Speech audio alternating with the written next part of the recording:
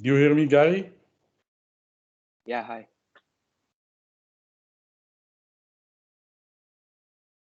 Yeah, so do you hear me well, Gary, yeah? Yeah, I can hear you, yeah.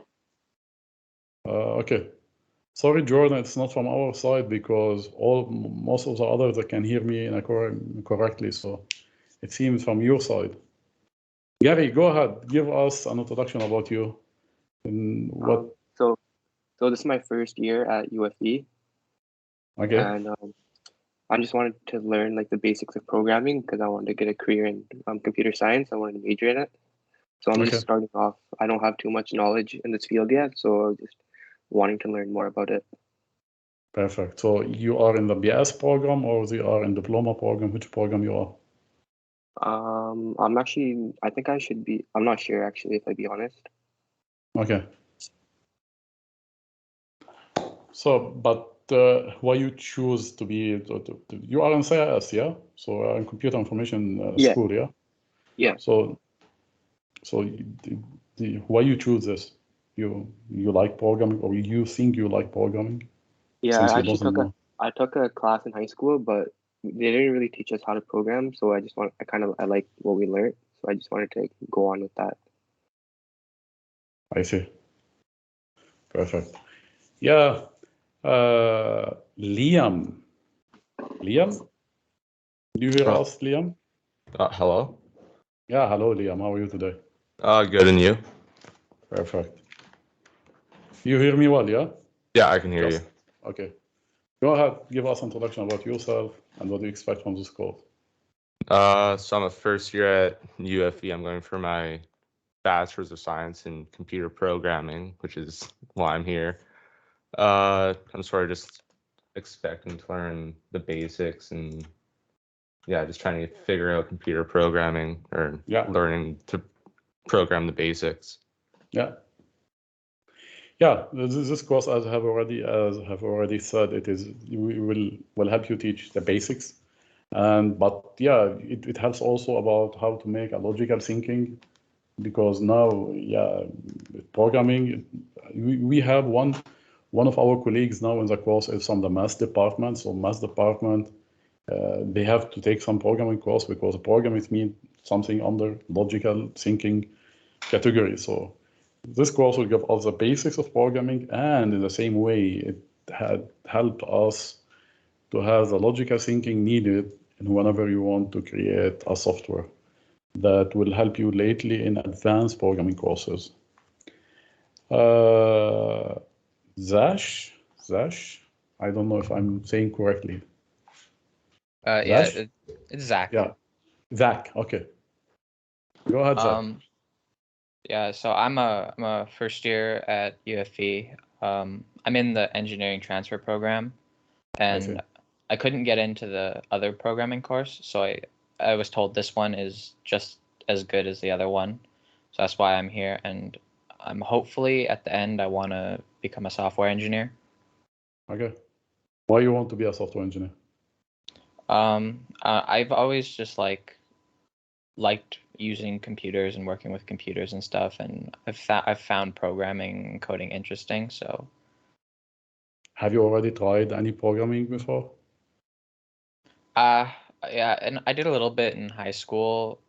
I don't remember like a whole ton of it, but I did a little bit. Perfect. Okay, but as a start, I will share with you the lecture for today. Today it will be introduction, so it will not be a long lecture. Sure.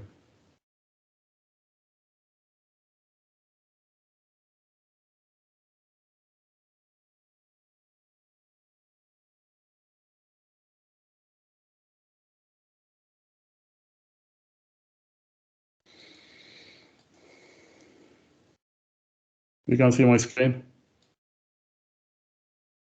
Yeah. Yes. Sure. Yeah, so sometimes if you don't want to open your mic, you just make, if I ask you thumbs up, I can see the chatting. So today we will talk about, we have already about the course administration, introduction to programming, introduction to C++, and we will start with some small basics. First, let's talk about the course administration. Sorry, this is not a prerequisite for this course. This is project for another course. We're going to take it from another lecture. So, especially there are some mathematics prerequisite. Most of you, if somebody still have some problem with some prerequisite, just drop me an email. I will check his academic record and maybe I will help him in some prerequisite waiver if he needed. There is the main book will be this book, Problem Solving with C++. It's from,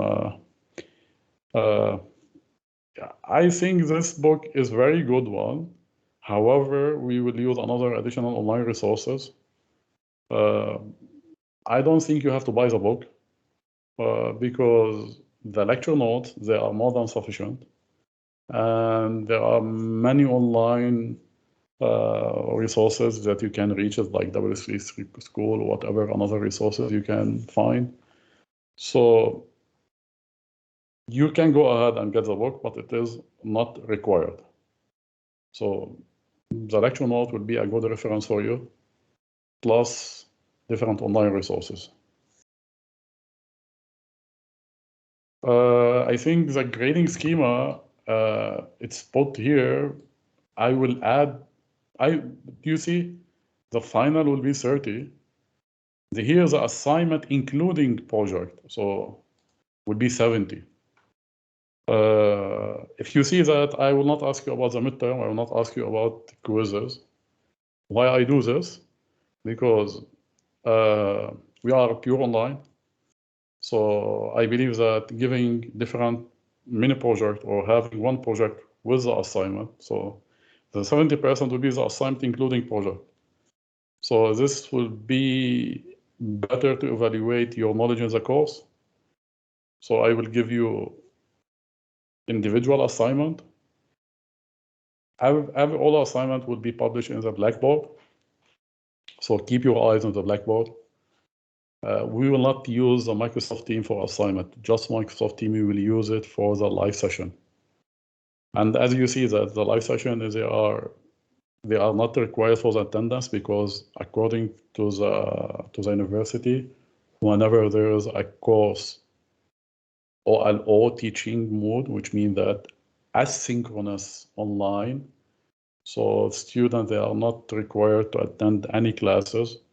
And we are not required to be in any live session, but I prefer to be in a live session rather than send a recorded lectures, record the lectures by myself alone and send it to you to watch it. I think that having this interaction, even though that not all of you can attend this class, but it will be better than make only just an offline recorded lectures.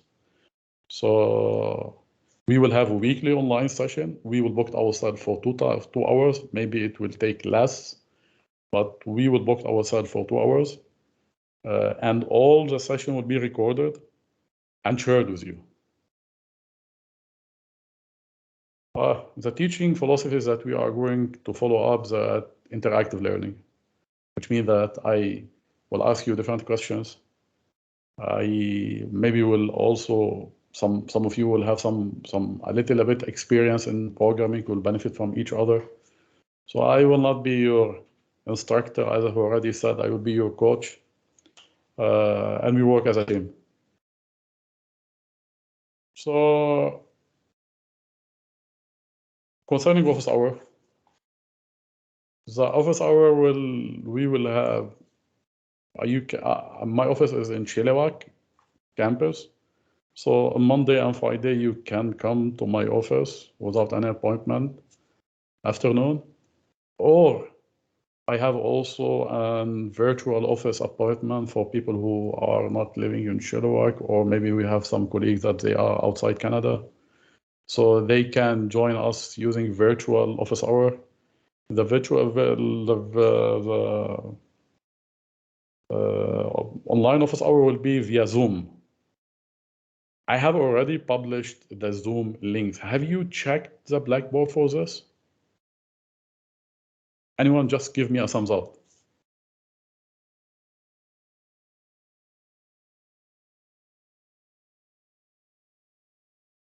I said, do you? Yeah, okay. Perfect. So why I have choose Zoom? Because Zoom had a waiting room sometimes.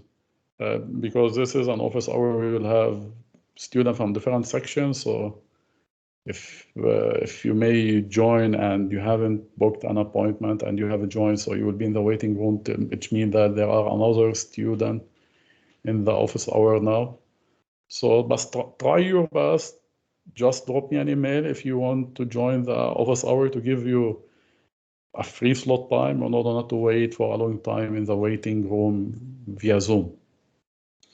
And sure, you can send me email at any time. Just drop me an email. I do my best to answer the same day. And even though you see that you need to have a live chatting with me and the office hour, you can join the office hour. We can also have individual meeting. We can do it via email. Just drop me email for this. Yeah, do you remember Smurf? I like them when I was a kid. And they always have to join my lectures. By the way, I have been giving courses for more than 10 years. So Brain Smurf will join our team. He will ask us many questions. So during live sessions. So we have to answer all his questions, because if we will not answer his questions, Angry will join us, and you know Angry, he hates everything. And maybe if Angry will join us, he will not give us a good grade. So try your best that always Brainy, we can answer his question in order not to have Angry. Okay? You agree? You agree? Just thumbs up. Okay. So first question for Brainy. What is a program? Yeah, maybe it is an abstract word, program, but why not to discuss it? What is a program? Who can give me, can give Brainy an answer before Angry can come? Anyone have an answer for what is a program? Or I will let Brainy choose one of you.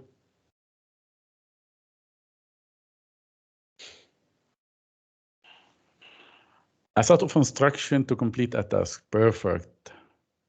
A structured set of commands to complete a task. Why you said a structured set, Kerson? So we agree there is a set of instructions to complete a task, but why you said a structured set?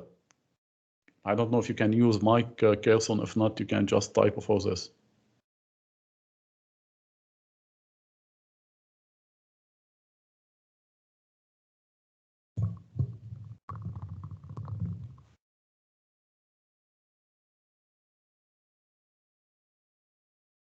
Kerson, can you join us using a mic, or you can?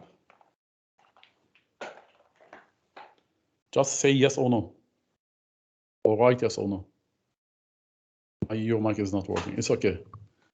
So my question, okay. Okay, go ahead. We will wait your answer. Lisa, Lisa, can you join using mic while you set a set of instruction while Kerson is writing? Yes. I mean, it's pretty self-explanatory. You need to give instructions that that make sense to get what you need done. Okay, first to complete a task. So each program has a special requirement in order to fulfill a special task, yeah? So we agree, we have to complete a special task. So there should be an orientation for a program. This is a program for this issue, this program for this issue, this program for inventory, this program for accounting. There's a predefined requirement for this program. I agree with you. And you said that, yeah, there's instruction. Why, Lisa, you said the word, or why you use the word instruction? Well, it's an explanation of what you want done, but giving the program instructions how to do it. I see. So you use instruction because normally when we talk with each other, each one can talk using a language that we have to agree, but he had a variety of vocabulary. He can use it when two persons communicate with each other. However, when you are going to work with a machine, so you have to give set of instruction to the machine using a language that can understand. So there is a discipline, there is instruction you have to do it in order this machine can understand you. Let's go back to Kirsten, because you should be using function and classes parameter for it to be complete program. Okay, Kirsten, I agree also with this, but you are going deeply now about programming language and how we can write a program. Just first, we are talking in an abstract way, what we mean by a program. Donnie, a language that both the compiler and the human can understand. Yes, you are talking about programming language. So programming language, it is a set of, let's say, a special syntax that we use it to create a program. Our question was about what is a program. So Gerson answer and Donnie answer, I see it more talking about programming language. Okay, thank you all. So let's now talk about why programming. So a program is a set of instruction, as Lisa said, and all of and others talk about it the same way, that tell a computer what to do. It's very important. We are dealing with a machine. So this machine, we create a program that has to interact with the hardware of this machine, with the CPU of this machine, with the input-output of this machine. So we have to write a program using a programming language, which is a set of instructions that has to tell the computer what to do in order to fulfill special requirement that are predefined for this program. So sometimes we call this computer programs, we refer to it for a software. We use the word software because it is a computer programs. So, however, if we have a machine or a computer without any program installed for it, it will be useless. Can you imagine a computer without an operating system? And can you imagine, okay, I have an operating system, but there is nothing installed with the operating system. It just, I can run, I can open, there's a basics application that come with the operating system. So also to be useless. So we need a program, which is a set of instruction to tell the computer to do a special task to fulfill a special requirement. How I can do this using programming language?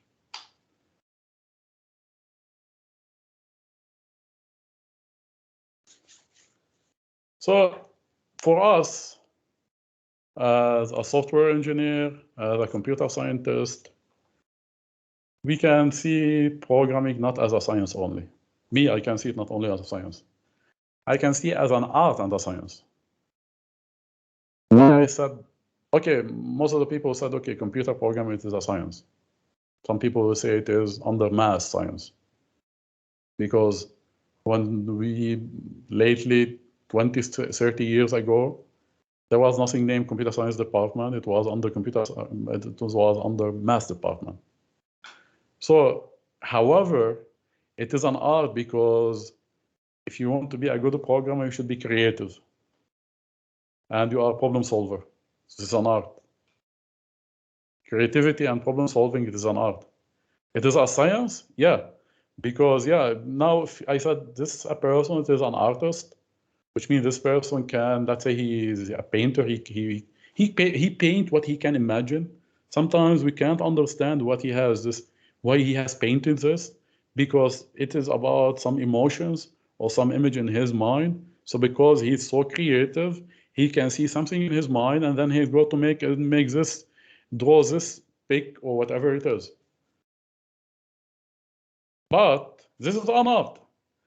But when we are going to work with programming, yeah, we should be creative, and we have to use some. We can imagine use our mind to have different idea that flow in our mind. However, in order to have a program, we have to use a formal method based in a predefined syntax. Based in a predefined syntax. So artist can draw whatever he wants, whatever he can see. In our case, no. We are creative, but we have to follow up special syntax or special programming language. So this is why we can say it is an art and a programming. We will be like a brainy, we will be like a junior programmer after this. We will be, as I said, we are going to be a junior programming. By end of this course, we will have the basics for programming that then can we go ahead lately for more advanced level in different courses. High level and machine language. So by the way, this is me before I start being a programmer. So this before I start my BS as a computer engineering, I have a good shape. Yeah, and I don't know how to deal with a computer. So suppose I ask a computer, hi, I want a program that could calculate my body mass. I am overweighted at this time. At that time, I was not overweighted because at that time, I don't have to sit at computer for 10 hours, 15 hours. So I was not a crazy guy. I was a normal person. So I said, if I tell the computer, okay, I want a program that would calculate my body mass index. Most of you know what I mean by this. This BMI. So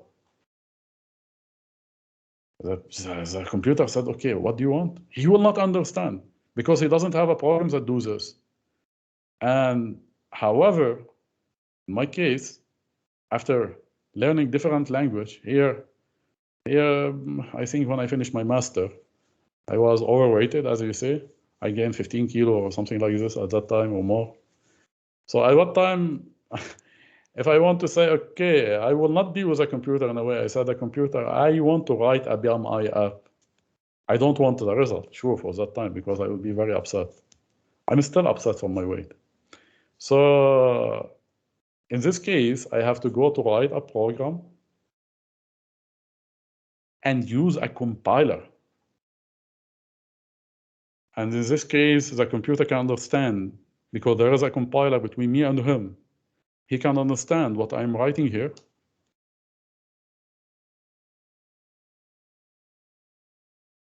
He can understand what I'm writing here.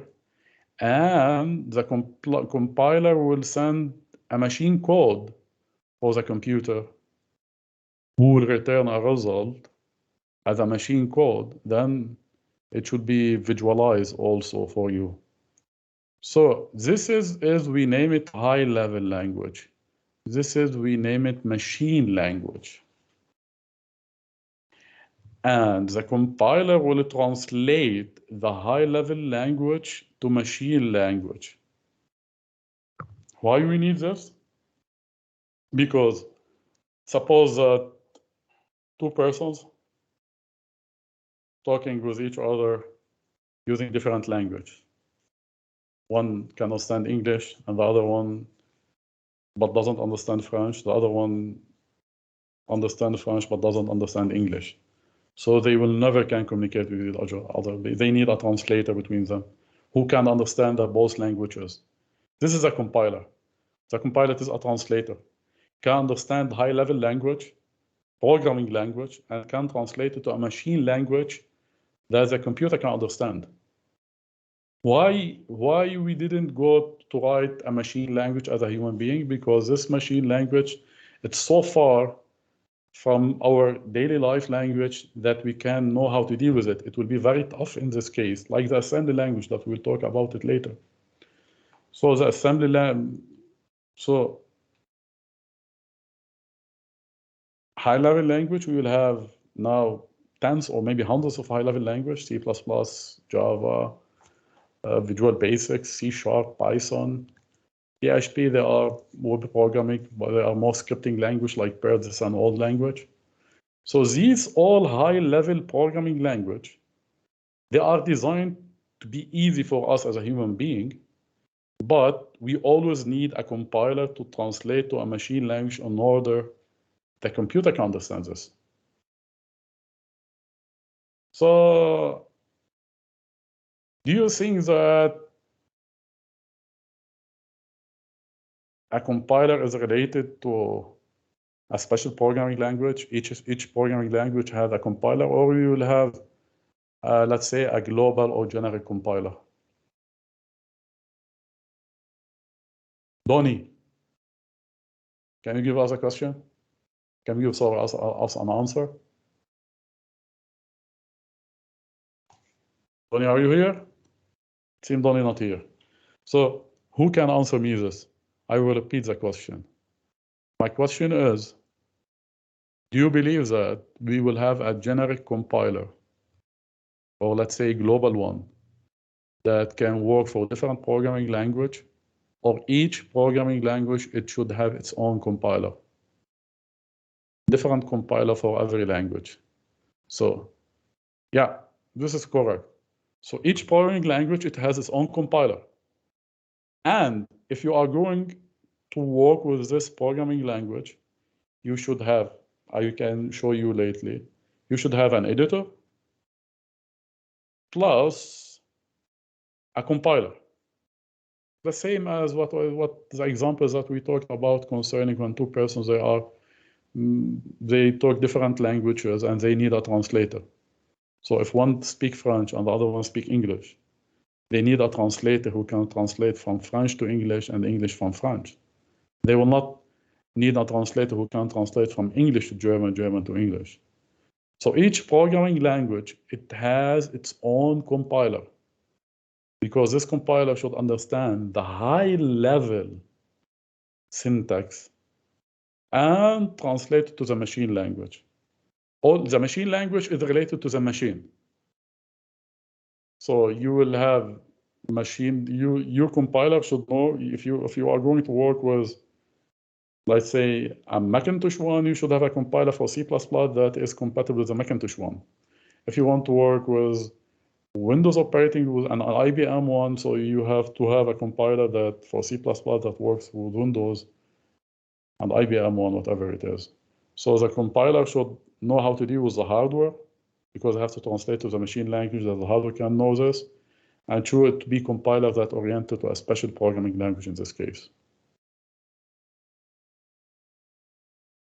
There's something we name it low-level language. You should not be confused between low-level language and machine language. We have a high-level language, as I've already said here. So we have a high-level language. It is like here, it's high-level syntax that we can understand, which means like if, else, integer x, integer y, this high-level language that a compiler will translate to the machine language.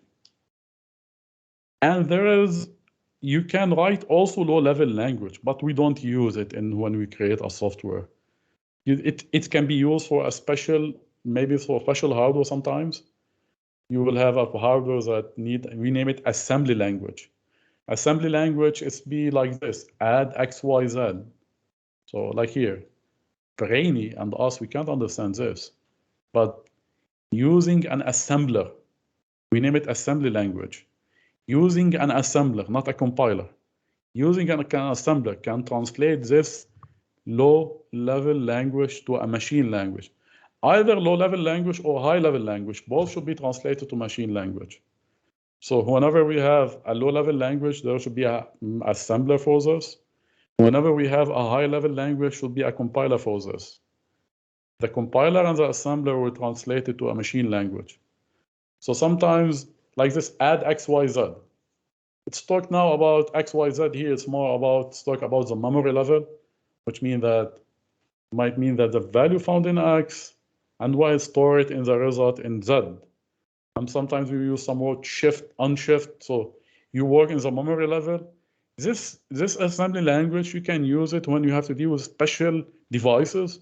you need a low-level, it would be programmed using a low-level language, so you need to have a low-level language. But when you have to create a business-oriented software, like make an inventory stock, whatever it is, software. So in this case, we have to use high-level language. It is easier. It's more close to our spoken language. So in this case, we are not going to use low-level language. And in this course, we will not talk about low-level language, just for you, just for your own knowledge, to know there is what we mean by a low-level language or assembly language.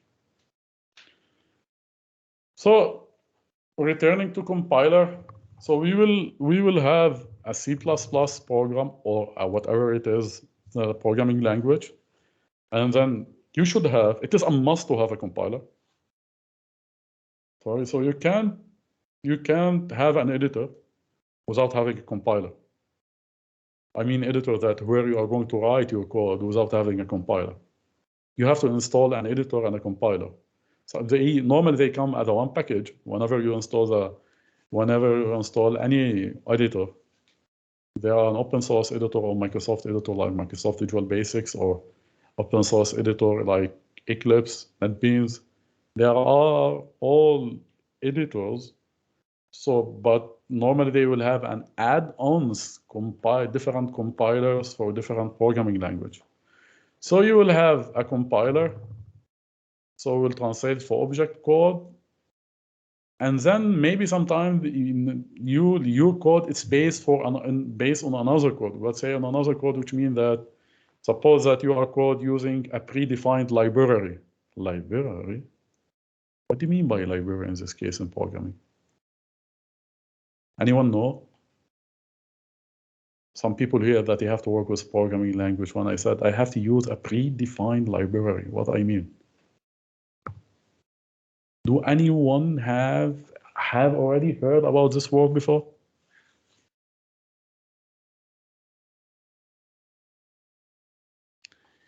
You can use the command include to include functions. Yeah, perfect. Perfect, Kirsten. I hope that you had a mic in order that can communicate. Try your best next time to have a mic. Yeah, you are correct. When you are talking, when you have to use include, which means that you have to include some functionality from a library. But my question is not how you use a code from a library or a predefined library. What is a library? Yeah, perfect. As Donnie said, it is a pre-made functions. Sometimes I don't have to reinvent the wheel, because lately my code will be a set of functions and set of parameters. So maybe there are some function, others has already done this and publish it as a library, which means that it is not a standing alone program. It is set of functions that can be used by another program. So maybe I will write a code that I write my own code and have also used function from another library, like we will see lately. When I said about input-output, we have always to use input-output stream. So in this case, the linker will get the output of our compiler and also the output from the predefined functionalities that we are using and link all of them and send the machine code to your machine. So you will have a compiler that translates to the machine one, and also the linker that can merge different programming, let's say we name it object code, from you and the function that they have already used it, but you didn't declare it. I will repeat it. You have already used it, but you haven't declared it. Declaration was done by another in a predefined library. So the linker will merge all of them and send it as a one package to the machine after they are being translated to the machine code. But for us, in this course, we are going to learn how we write a program. It is not a comprehensive course. So you should know what I mean by a compiler, by a linker, what mean by a high-level language, what mean by a middle language, or sorry, low-level language or machine language. So this terminologies, you should be familiar with it. As starting a new programming course, you should be familiar with it. Okay? Do you have any question? I can go ahead with the next slide if I get 3 thumbs up, or Angus Smith will be with us. I need 3 thumbs up to continue. This one. Another one. Another 3. Okay, I got it. Good. We got it here. Somebody has to raise them, so Angry will not come to us. So let's now talk about C++, which will be our own baby here. So C++, it's being derived from the C language. So the oldest language was C. It was a structured one, but they use C++ because it's more object-oriented programming. Object-oriented programming. By the way, we will not use the object-oriented paradigm of C++. We use a C++ as structured language in this course because it is a basics one. But it's not bad to talk about now. It's good that you know what is object-oriented programming. You will have an advanced course about object-oriented programming. But so C++, it is an updated version of C where the concept of object-oriented program was integrated. So it is out of the scope of this course to talk about object-oriented, but it's good that we can know what we mean by object-oriented. Object-oriented, which means that we have to deal with our program not as a direct function, different functions that we have to predefine or to define. We have to deal with our program as set of objects. Objects, okay, what do you mean? Before I will, anyone can know what I mean by object?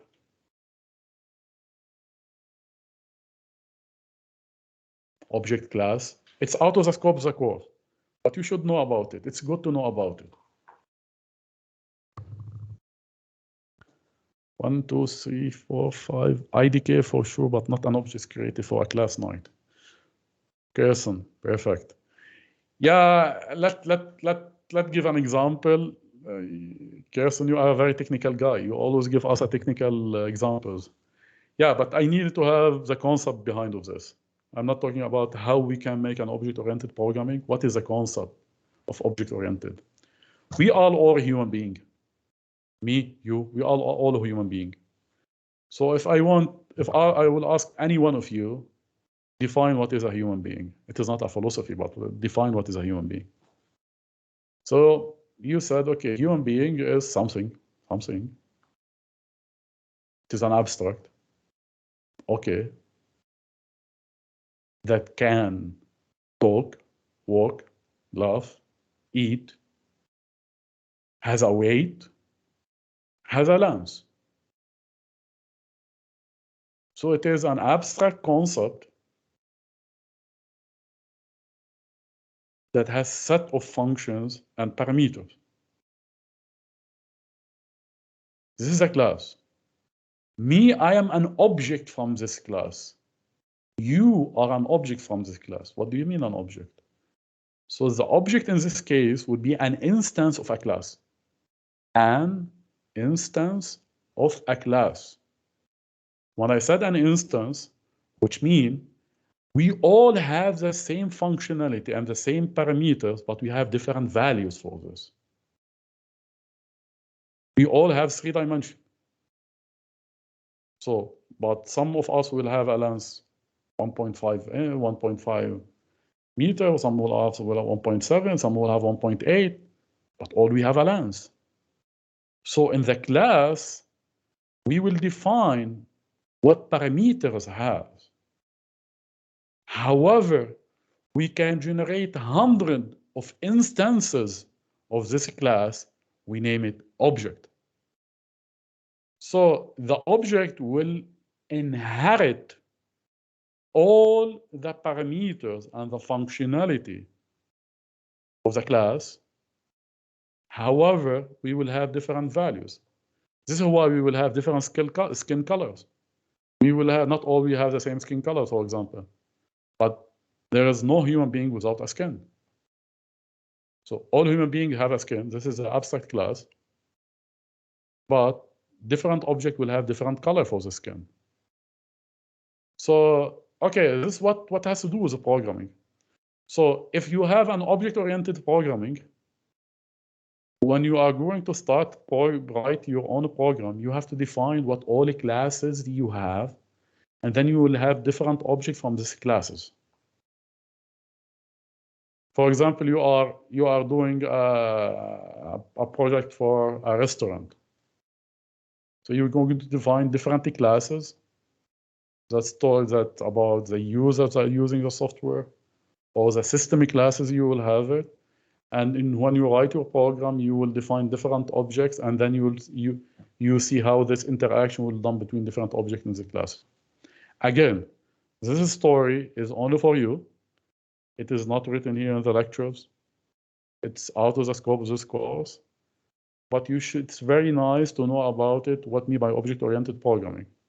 So in our case, this course, we will deal with C++ as structured programming language, which means that we will not deal with the classes and objects. We will deal with functions and variables and how we define different functions to do a very small task in this case. But in reality, to be a good programmer, and all advanced programming courses, they are based on object-oriented concepts. So there is no advanced programming without object-oriented programming, because this is more oriented to real-life scenario. We start this high-level language. It's somehow very close to our spoken language, and we use our spoken language to express what's happening with us daily basis when we talk with each other. So the same case, when you have to write an advanced programming, but advanced application, you have to use object-oriented programming. I'm not sure if it's very clear for you all, because it's not easy to understand it from the first time. But if somebody has a question about this, he can ask now. Okay? No question? Clear? I need only one thumbs up. Perfect. Viraj. Okay, so now let's start with what is a simple C++ program, how it has to look. First, I have already said you should have an editor with a compiler. You can use NetBeans, you can use Eclipse, it is an open source, or you can use a Microsoft one like Visual Basic one. So in this case here, we will have the basics program will have a main method in the main class. What do you mean by main method? When you run your program will have different files. When we talk about object-oriented, it means that we have different classes. So the program will run your main class or main file. For example, if you go to any website, like the university website, if you put ufv.ca, it will go to the first index page. It's the main page. And from this page, we can go to another page. It's the same like a program. So you can find, you always should have the main file or the main class with the main method. We name it main. So you can't, it is a must to have a main method when you write a C++ programming. So you will have a main method here. And each method should have, or each function has a return value. Here I return 0. This is why I said the type of the return is integer. We'll talk lately now about integer type. And then we can declare different variables and write different functions. Okay, once we have talked about, when we said about linker, we said sometimes we have to use predefined one. You see here, I'm using include iOS stream, which means this is a predefined library, iOS stream. IO input output stream. So this library has some predefined function. I said we don't have to reinvent the wheel. So if there are some functions that are predefined in some predefined classes or library, by the way, library means that it is a set of classes and each class has a set of functions. So in this case, just we can include it and then we can use it, use a function in it. So let's now write this simple program. I will go, let's say, open my Visual Basic one. Let's say what is the program that we have to do it. We are going to write this cout hello.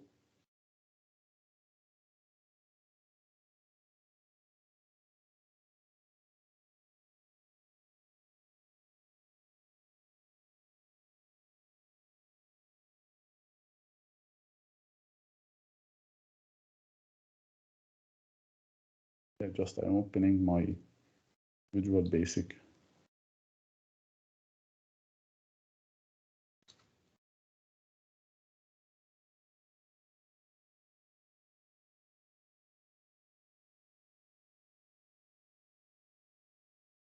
Yeah, it's open.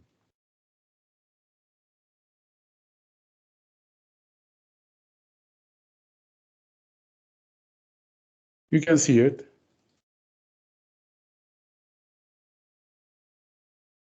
You can see it, yeah? Just may one of you make just a thumbs up for me.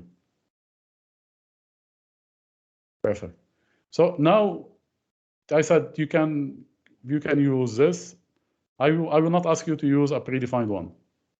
So or a special one. So you can use any editor with a compiler C++. Visual Basics, Eclipse, NetBeans, whatever you want. You can go ahead and create new project. And in this project, you can say, okay, what do you need? It's a Windows desktop. You want to create a library, which means it is not an application. This library, you define different classes. So either dynamic or static library, and somebody else will use it in his program. Or you want to create a Windows desktop application, which means that there will be a GUI, graphical user interface, or just make a simple one which uses a console app, which means that there will not be a graphical user interface for this. So it depends what do you want. So let's say we are going to make a console app. Okay, just rename it, whatever it is, a new project. It will create this project now.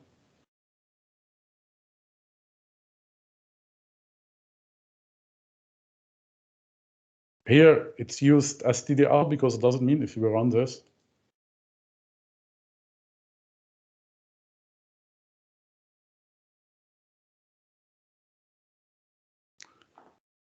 So sorry. So it run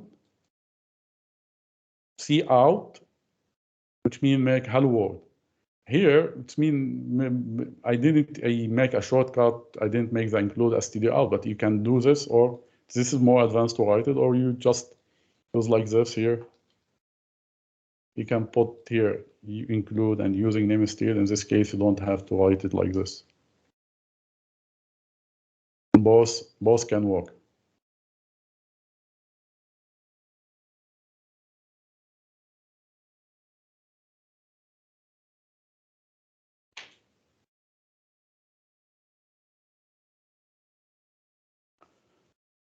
So simple as this, because you have already predefined one. Sorry, it seems. Let's make a cache. Opening many windows.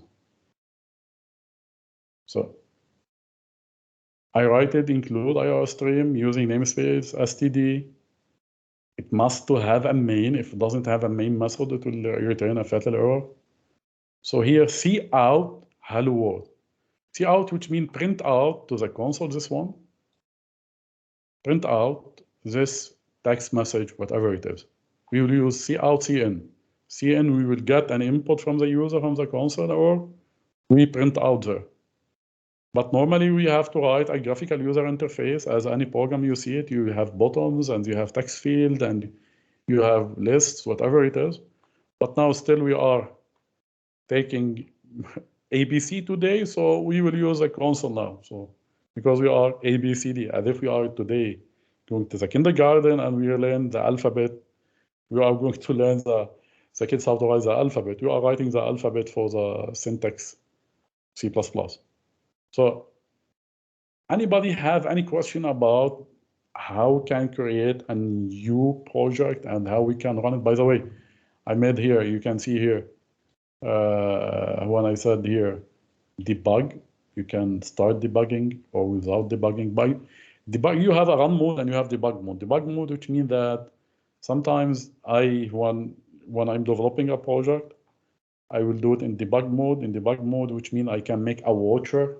Later you can see this. I can watch this variable to see how the value is being changed.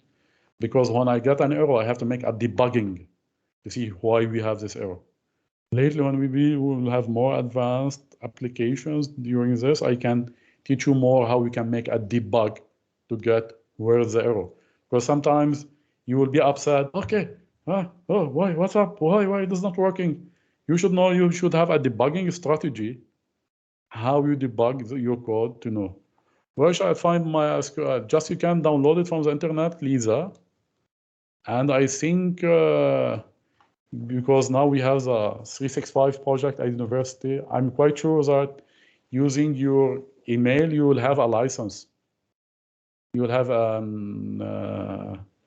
I think you will have a free license if you are going to join using your email university account. Whatever, but if I'm not 100% sure that how we use online. Yeah, we can also use, you can use, there's hundreds of online compiler. But Visual Basic, if you start working with it, lately you will use it in different, let's say different courses. In my case, because as you see here, I signed using my university account, and I have I think you are the same, because all our emails accounts are 365, so we can use Microsoft product using our university account. And I said there's, for example, I have here another editor. It is like here NetBeans. NetBeans, it is also an editor. There it has different add-ons. You just add the add-ons. It is an open source, no license needed for this. So you can also use it to write a C++ program or any programs, whatever. When you use this editor or whatever, you just to add the add-ons to this editor in this case. Okay, let's return to here. I'm sorry, I'm doing my best to be so slowly today, because I believe always that the first lecture, it's more to learn about the terminologies and abbreviation that we use it. So this is why I focus more about the terminology, the abbreviation, because I'm quite sure that most of you, they are not familiar with this. And we as a computer scientist, programmer, or engineer, we should be so familiar with this, especially lately when we have more courses and we go to the market. In order to have a solid background, you should be familiar with all different terminologies. And based on my experience, sometimes computer scientist, or let's say computer science student, they know how to write a good program, but they are not familiar with different abbreviations. Sometimes if they have to go to make an interview for a work to get a job, they will be asked about different terminology, or they hear different terminology. They know how it works, but they doesn't know what is named. So you should be careful. You should be very careful for this. Here NetBeans. So you can create here a new project, and here you can create what is C++ project, whatever it is. So it is an open source. You can also use it. So it's up to you. I will not ask you to use a special editor, so it's up to you what are going to use in this course. Okay. I talked about debugging, I said about what mean by a bug lately, about the strategy for debugging, we'll talk about it later, but debugging means that you have to go line by your code whenever you have a fatal error to know where is the error. Sometimes you will have a syntax error, sometimes you have a runtime error, sometimes you have a logical error. Syntax error is the easiest one because if you have a syntax error, the compiler will return to you a fatal error. You will not get an output. For example, you will get, okay, let's return to here, for example, if I write here, I didn't make this. And then I make here run to this program.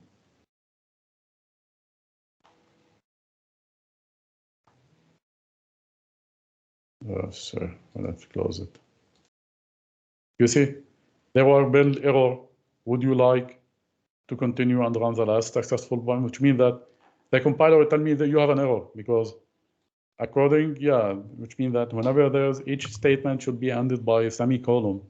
So if I have an error, the compiler will tell me error. This, we name it a syntax error. Somebody raise his hand. Mohit, is this correct? Go ahead, Mohit. If you have a question, go ahead. No, it's just like, I just had a hand raise. It's on its own. I don't know how it happened. So you make a syntax error in this case. Oh, I don't know how it happened. Like I wasn't trying to raise my hand. No worry. You make a syntax error. It's okay. Yeah. So syntax error means that you write incorrect syntax. You didn't follow up the procedures and the way you have to make a programming according to the rules of your programming language. C++ say that you have always to end your statement with semicolon, but you don't write a semicolon in this case. You have a syntax error. Runtime error, your program will run, but so it make a compilation, it will compile. It will not give error while during compilation, but when you run, it gives you an error. Sometimes maybe you didn't give a value for a variable. So during compilation, this will not give you an error. When it will run, it gives you an error because this variable should have a value and you didn't assign a value for this variable. This, we name it a runtime error. So you will not have an error during compilation. You will have error during running in this case. You will have a logic error, which means that you will get a result, it works. It doesn't give you a syntax error, it doesn't give you a run error when you run it. However, it gives you another result that they are not the same expected result. Okay? If you want, I can give you a 5-minute break. Do you want to have a break? We need almost 30 minutes more. So do you want to have a break or I continue? Let's vote for a break. If I get 3 yes, I'll give a break. 1 yes, I will not give a break. So I have 1 yes till now. Second yes? I need more 1. Okay. So now it is, according to my watch, it is 11:09. So we will back 11, let's say 15. Do you want 10 minutes back? 10 minutes? I will give you 10 minutes. 11:20. So we will back 11:20, okay? Take 10 minutes break and be back. Maybe drink water, drink coffee, whatever you want. See you after 10 minutes, yeah? I will keep it. Just I will make my mic off and my camera off. See you later. Take care.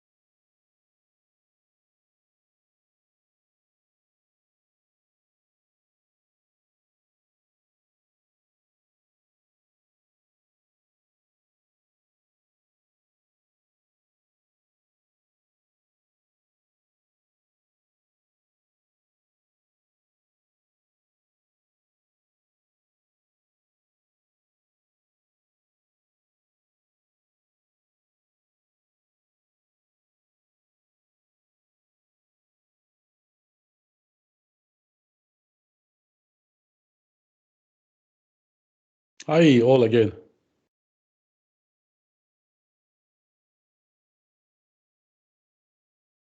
We are back. Are you ready? I need to have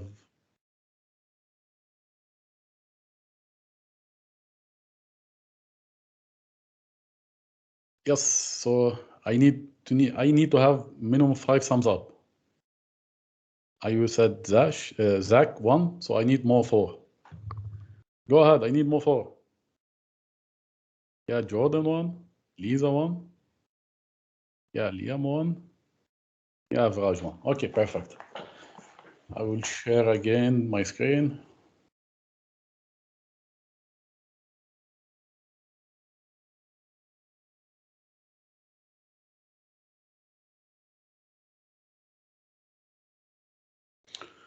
Okay, you see my screen, yeah? I need just one thumbs up. You see my screen? Perfect. Okay, so we finished talking about how we create our Hello World program, what we mean by editor and compiler. Now let's go ahead start talking about the first step in writing a program is how we declare different variables. Because for us, as a structured programming, and we are not talking, I said, the scope of this course is not object-oriented programming, it is a structured one. So we have to deal with functions and variables. So let's start with variables or parameters. So variables, they are name of memory location. Why I said memory location? Because this variable, there will be a data holder.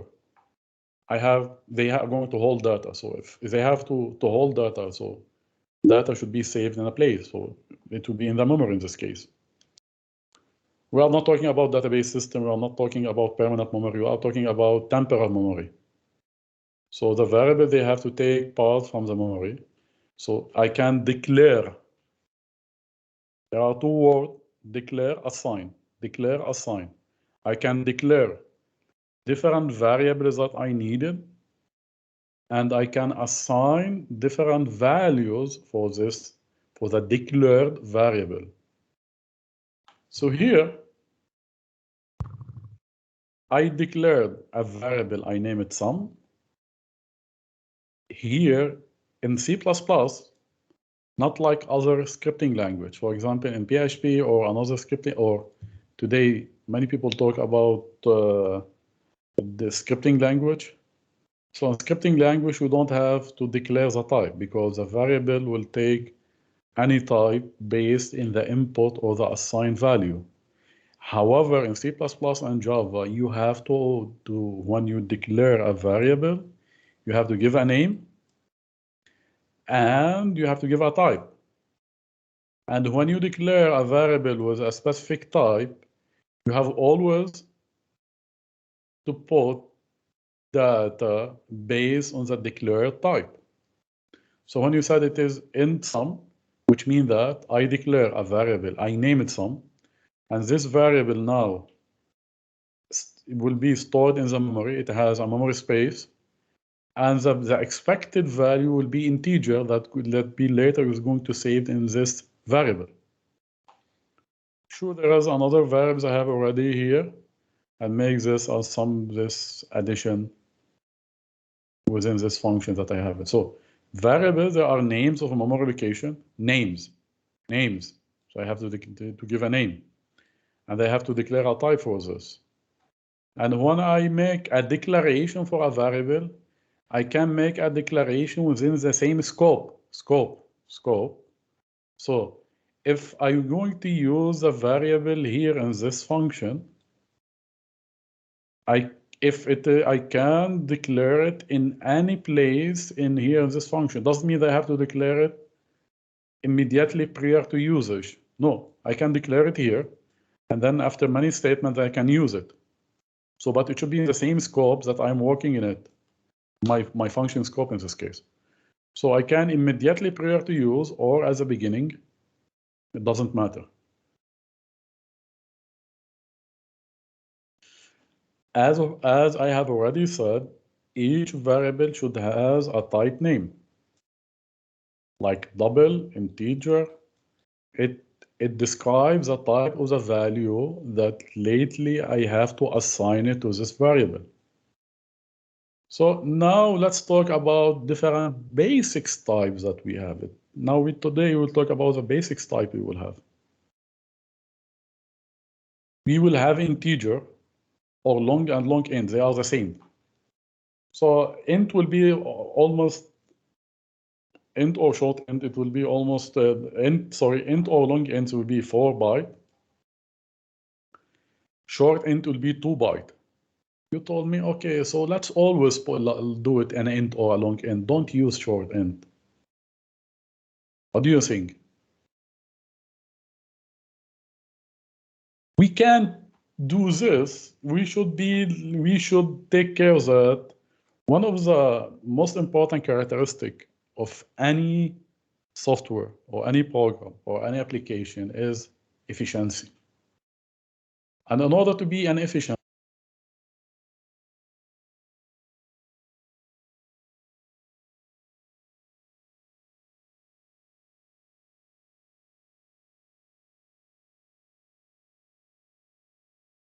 You muted yourself by accident.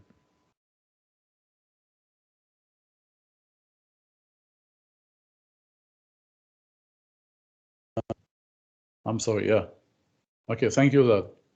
Thank you, Lisa. I repeat, I said that sometimes, okay, we said, okay, we have an integer, we have short integer. So long integer to be 4 byte, short integer would be 2 byte. So why I have always to declare it short, long, why I have to think about it? Okay, always integer. You should know that the main characteristic for any software and application is to be efficient. Efficiency is a main aspect or a main characteristic for any software. So if you know that, you don't, because when you declare a variable, you have already booked a memory space, even though you have used it or not for this variable. So if you believe that this variable will not hold a long integer, let's go and make a short integer. Okay? So it's because we have to use our memory space in a good way, in a good manner. So double and float. Double, we have also long double and normal double. Double, it will be 8 byte. Long double, it will be 10 byte. The difference between float and double, so the float will be, it's up to 7 significant digits. Here will be 19 significant digits. So if I want a number to be 1.19999, it will be a very long one. So I use double. If not, I use a float. It depends also. By the way, there is a disaster happened in the history. There was an European space program. They name it, I think, Ariane, I think so. It was 4 and 5th. In the 90s, this spacecraft, I don't know if you have read about it. This spacecraft, it crashed after 30 minutes or 35 minutes from its being initiated. That means after it has started the trip. Do you know why? Because it is a silly one, but they have to use billions they have to lose billions of dollars. It was 10 countries they have to work with this spacecraft. It was, I said, a European program. Because for this spacecraft, they have to use an old system without taking care of all updates that you have to consider. And they made a mistake between one of the variable conversion, which means that they have to put a floating value in an integer variable. You will not believe. Read about it. Something they name Ariane, I think it is Ariane 5 European spacecraft. Why this disaster happened? Because there was a bug in the software concerning conversion, variable conversion. So choosing what is the best variable, we have to use it. And what is the best type based in the usage. So you should know when you declare a variable and give a specific type, what is the expected value that are going to assign lately to this variable. You can declare a character, but you don't. A character is something totally different from a character, which means that this variable will hold only one character. However, we will use more string. String, in order to use it, we have to include a class we name as string. You see from here. Let's see this example. And here we declare a string variable. One we name it middle name, one we name it pet name. By the way, if you want to declare more than one variable with the same type, you don't have to say string, string, string. You said string middle name, comma, pet name. The compiler will understand that you declare this is and giving the same variable type for this. So here we use cout, cin. We have already talked about it. Cout, which is the message. Cin, you are going to get a value. So I got the first value, I put it in the first variable, and the second value. Here we make something we name it concatenation, which means that we can make an addition for two variables. This is a string one. I added to another string that contain an empty space. Then I added to another string to have it as a one full name. And then if you, for example, here, the output be enter your name. So if you give the first Parker, then Pipens, and then you will have Pipen Parker. So based on how I have already programmed this small program. So this is renamed a string, not a character. So if you need to put a phrase or a word, you have to use a string variable, not a character variable. The character variable will hold only one character. And if you want to use a string, you should include this string library, or sorry, whatever, string class, because there are predefined function. Here we can see it is, yeah, you can see it as a type here, but to use this, you have to include this. I have already talked about variable compatibility. I thought this is when I talked about spacecraft. Yeah, I'm quite sure they name it something. They name it Ariane, something like this. I'll double check for you. Let me check it for you now, because it's nice to hear Ariane spacecraft. Yeah, here it is.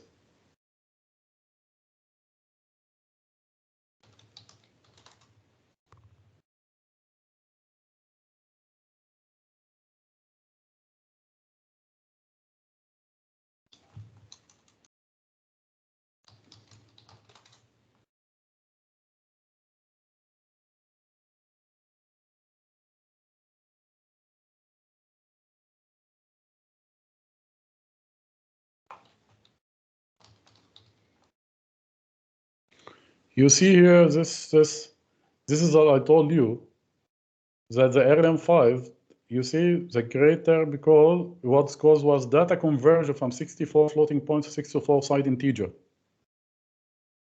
You see, because they make a misusage for the variable. It's used in the Wikipedia about this. And you can see my screen, yeah? And you see here, this is a video about it, how this RM5 really, it's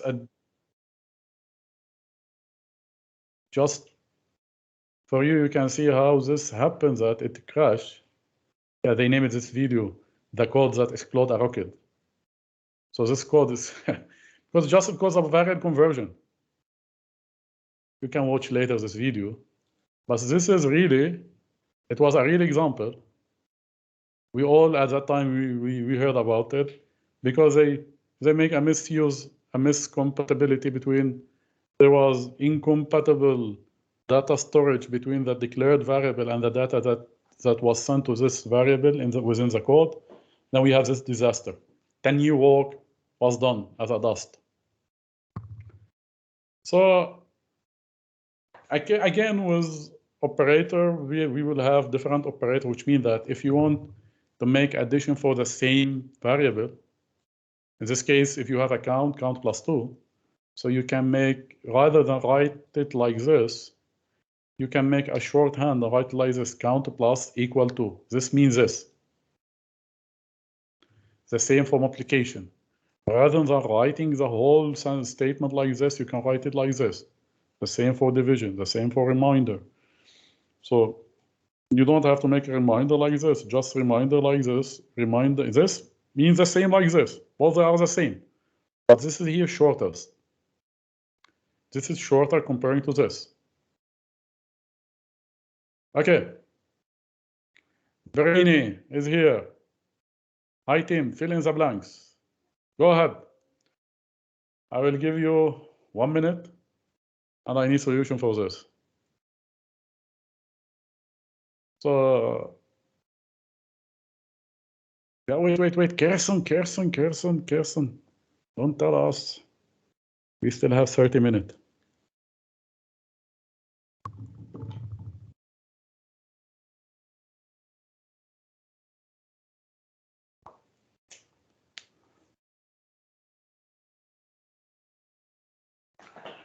Okay. Kirsten, I will keep it you to the last one. So let's start with the first one, with the first blank. Who have a solution for us? What you have to do, integer x, y. So what do you expect here? Some integer, float, double, virage. Virage, yeah? So why it is integer? Why not float?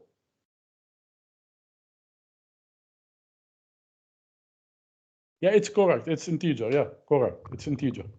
But why integer? Because the answer will be in the integer. Yeah, correct. Okay. So suppose that I put it float. It will give an error.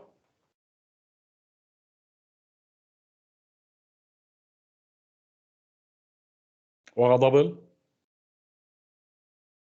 No, because float or double you can put integer and floating a double, but if you put 2.2 in integer, no, you will not get 2.2, you will get 2. But if you get it is not correct one, but you can write integer 1 in a float. You can do it.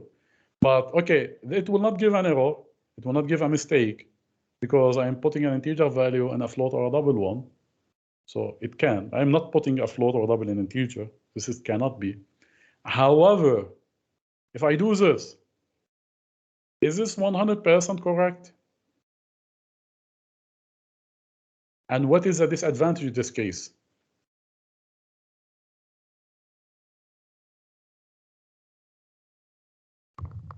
Lisa, our mathematician. I need to hear you, Lisa. Lisa, are you here? I am. So you're asking me, what was the question again? Yeah, the question is that, okay, we said that we have to declare integer type, as now we have already done, to some variable.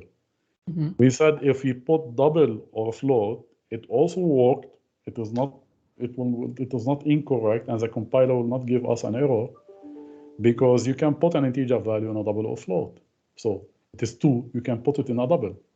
Right. However, what is the disadvantage in this case? Your number is going to be inaccurate. Based on the number. According to your math, I'm accurate. So if I put x is 3 and y 2, so 5 put in double, it will be 5. I will be according to the values, I will be accurate. It's not like when I put a float in integer. When I put 2.2 in 2, it will not in integer, so it doesn't work. I'm putting an integer value in a double. From mathematics perspective, it's okay, because it is 5 plus 3, 8, so I put 8 in double, it's okay. Yeah, but if it was a float number, I can put integer. But what is the disadvantage in this case? Do you have an answer, Lisa, or you want? I don't. I'm not quite following. No worry, we'll ask Brainy. He will have an answer for us. I'll try. Yeah, go ahead, Cora. Maybe it's not. it's consume more space or memory if we use double or float, and in the x and y are declared as integers. So I think the variable sum should be also an integer. Yeah, Viraj said something. Yeah, it's about memory. If you use double or float in this case, yeah, it will not give an error, and we will have an accurate value for this. It's okay. However, in this case, we are booking a memory space more than what we need. So if it is, suppose it is an integer or short integer, it needs 4 bytes, and I put a double, it will be 8 bytes. So I am allocating a memory space more than I needed.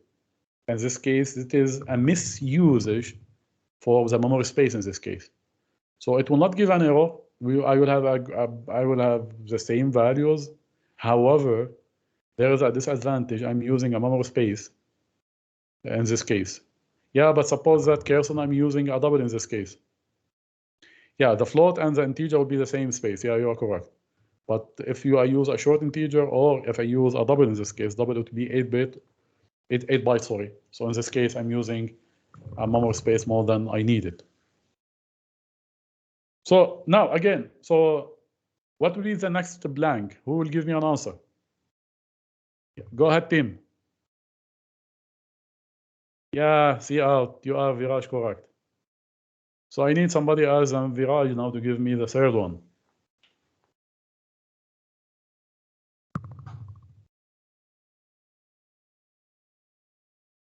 We are almost here, 14 or 13 persons, so I need somebody else. Kirsten. Yeah, go ahead. Kirsten, CN, you are correct. Next, I need somebody rather than Viraj and Kirsten to give me an answer now. Cora, you are raising your hand? Or it was by mistake?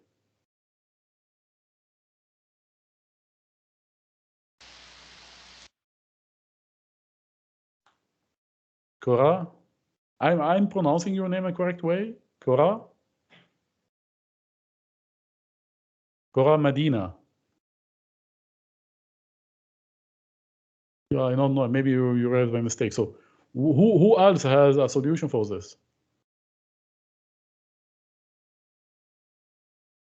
Donnie, do you have a solution for now 5? What is before 5? Why? Yeah, you are correct. Why?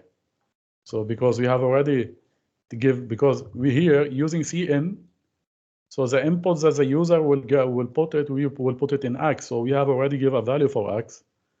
And since we are going to make a sum, so we need a value for y. So y equal 5, then the sum equal x plus y. So now I have another question.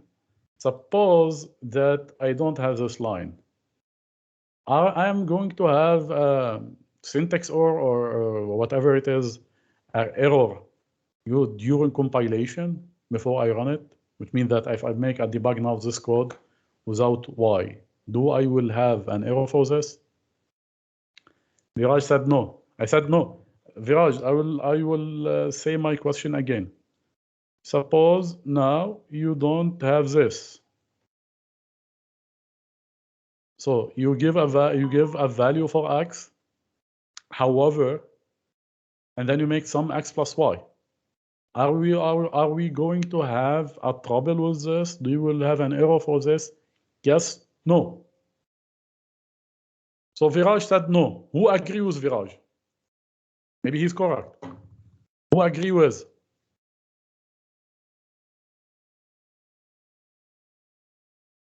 Yeah, y will equal to the random memory that happened to be in the allocated space. It will be a random number. Are you sure it will be a random number? But when you want a garbage value? What do you mean by garbage value?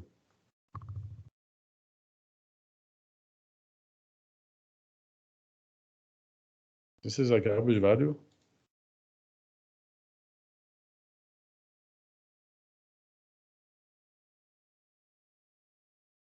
I prepare it here.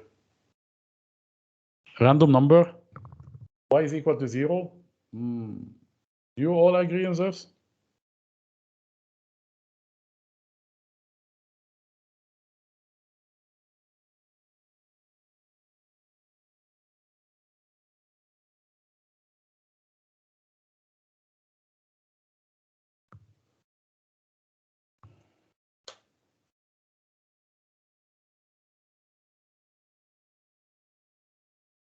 writing the code here.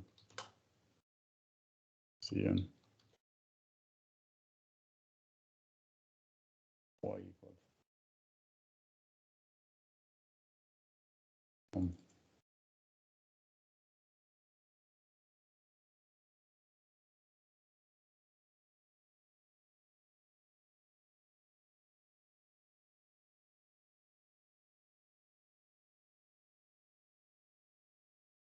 Okay, I will show you now the program.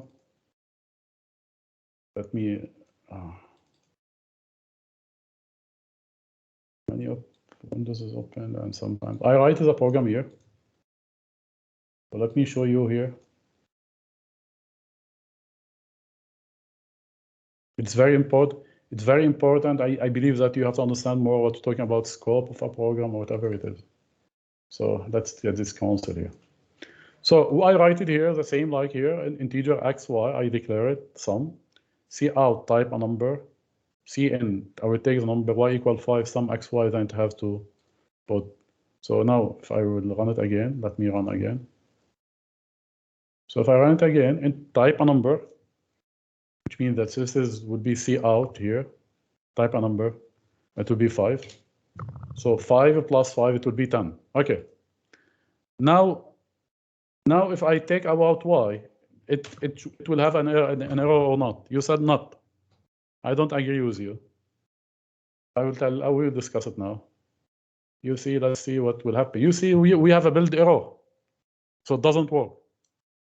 It doesn't take a random number, it doesn't take 0, it gives us an error. Why? Because when you declare a variable, you allocate a memory space, but this memory space is null. It doesn't have a random or 0. You have to initialize a variable when you declare it. So maybe you can, when you declare it here, you give here initial value, you can do it here. Or maybe you can lately initialize it. So if you doesn't make initialization for the variable here, you will get an error. So we need to give a value to y, but let's say 4, because I said from the beginning, there is a difference between declaring a variable and assigning a value to a variable, or initialization for the variable. So declaring a variable means that you allocate a memory space for this variable based on the data types that you have already declared. However, if you want to use it, it should hold a value. So if we doesn't here give a value, then we have a build error, as we have already seen now. Okay, Kerson, Viraj. So it's clear now. I'm here to hear your questions. So if you have any question, just let me know. Okay, let's continue.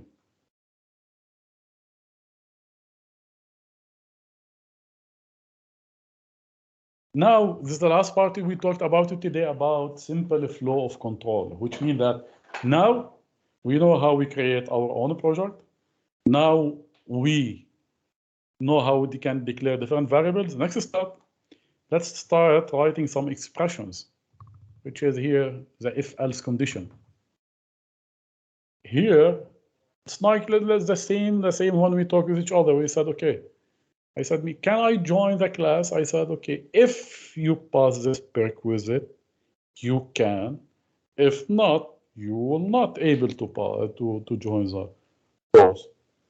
So sometimes when we write a program, we have to put a condition for the sequence of our code based on the value of a variable or a condition.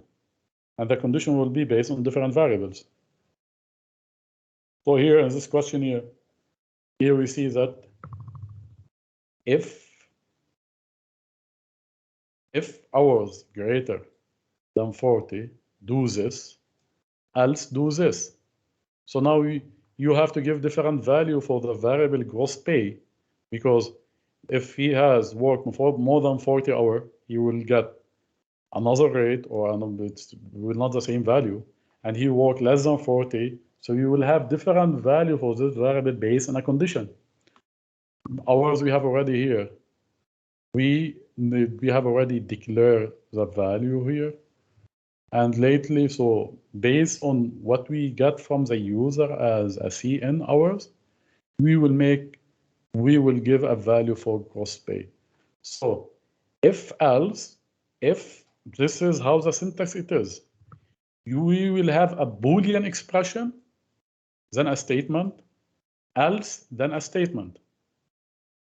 So we can also have if with different statements than else. Okay. So in the Boolean expression, we should take care when we make a comparison. We can use, for example, greater or equal. Here we use greater only. But we can use greater or equal, not equal. But if you want to use equal, we use double equal. Okay, but maybe I put it here. Yeah, I put it here. There it is. Yeah. So why when I use, for example, here, if I said if hours is equal 40, I will not put equal 40. I will put double equal 40. Let's take this example. If I want to put in the if condition here, if I want to write a condition that if x equals 3, I will not use equal like this. I will use equal equal. Do you know why?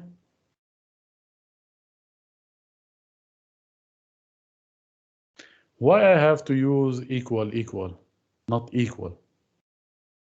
Carson said that if equal is assignment operator, yeah, it's correct. It's comparison, which means let's take this value here.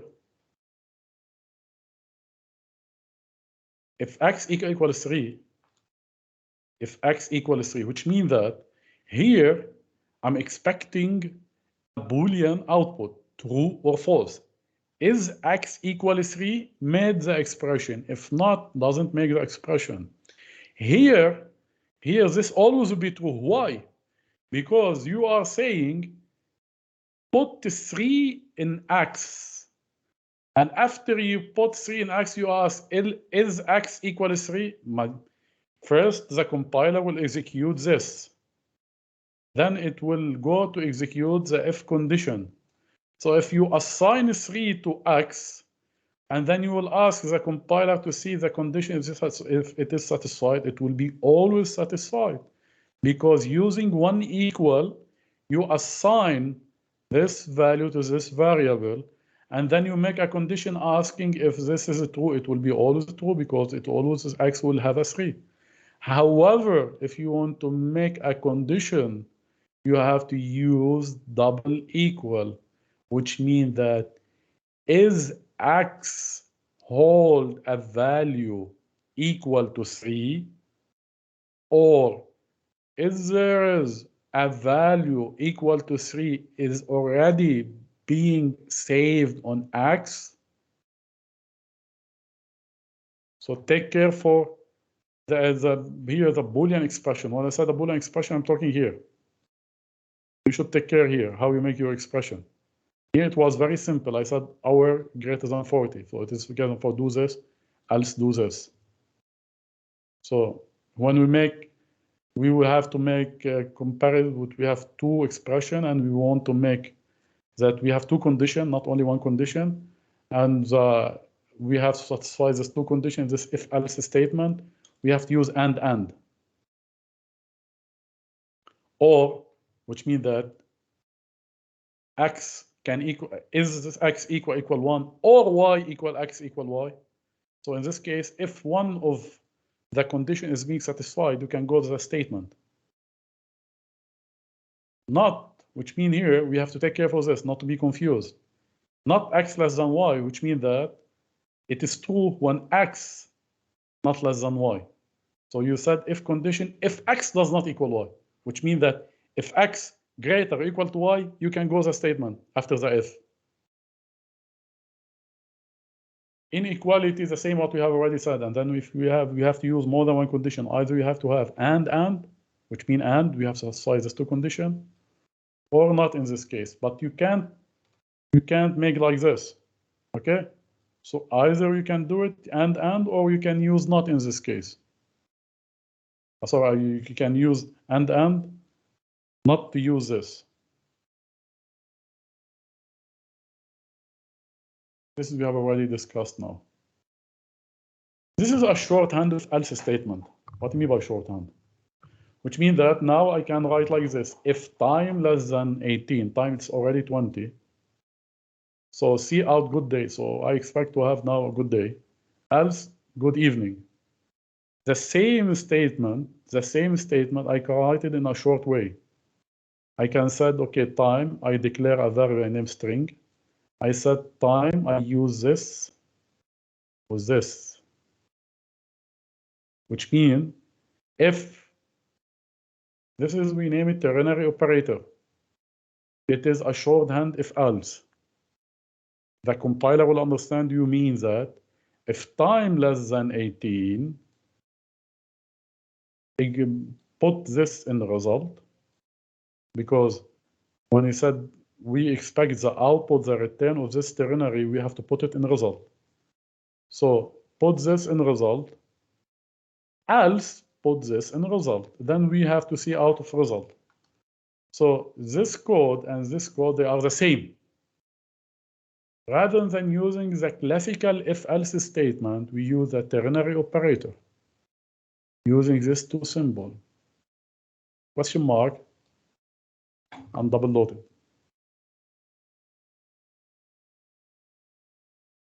This is today the last exercise. Brainy. Good that we have some answers and Angry will not hear. Okay, Brainy, what do you have for us? Hi, team. Also fill in the blanks, Brainy. Okay, go ahead. So Brainy is asking you, what is missing here? Who will answer Brainy? By the way, if Brainy likes you, he can give you plus a grade in your assignment. You should take care for this. Having correct answer, you will have a bonus in assignment. So what is missing here? Gary, equal. Yeah, perfect. So we will not use and else here. Yeah. So we will have here equal, and then we will have else. Perfect. Why we use equal? Because this is a Boolean expression within else if else statement. So we don't use only one equal. We have to use two equal in this case. So now, what about this? What is missing here?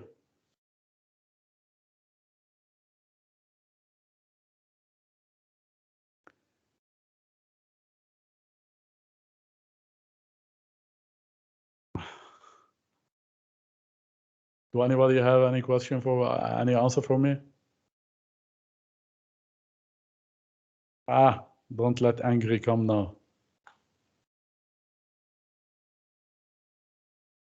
So, I will give you a hint. This is and this is the same. Then you are correct, Donnie. Yeah, not Lisa. If this is what we talked about it here, the ternary. So in this case, we will have the ternary. We will have this here. We put this in braces and we use this and this, because this and this in this case is, oh, sorry. It's like use if-else statement. It's not the same code, but it's about if-else statement in this case. So we use ternary here. We have already used this before as an example. That's all for today. I really enjoyed with you. And if you have any question, I will not give you an assignment for today. Your only assignment, this video it is already recorded. I will upload it, the video, to YouTube channel, and then I will share the link using Blackboard. And also I will send the PDF material for the lecture. Do your best, but I will give you an advice. Programming, it's not like other courses. you have to practice. We don't have a lab because, you know, it is a pure online. So we will not have, we will try that. I will ask you some questions and we will have some exercises, and then assignment, you have to do it at home. We don't have a lab. So, however, you have to practice. When you have to read the lecture, don't read the lecture, okay, yeah, this I understand, this understand, this understand, this I know. Yeah, this is if else, yeah, I know this. This is integer double, I know this. You will never learn programming like this. In order to be a good programmer, you have to take the exercises, open your laptop, and then try to coding them again. Because when you coding them for many times, you will be more familiar with the coding syntax.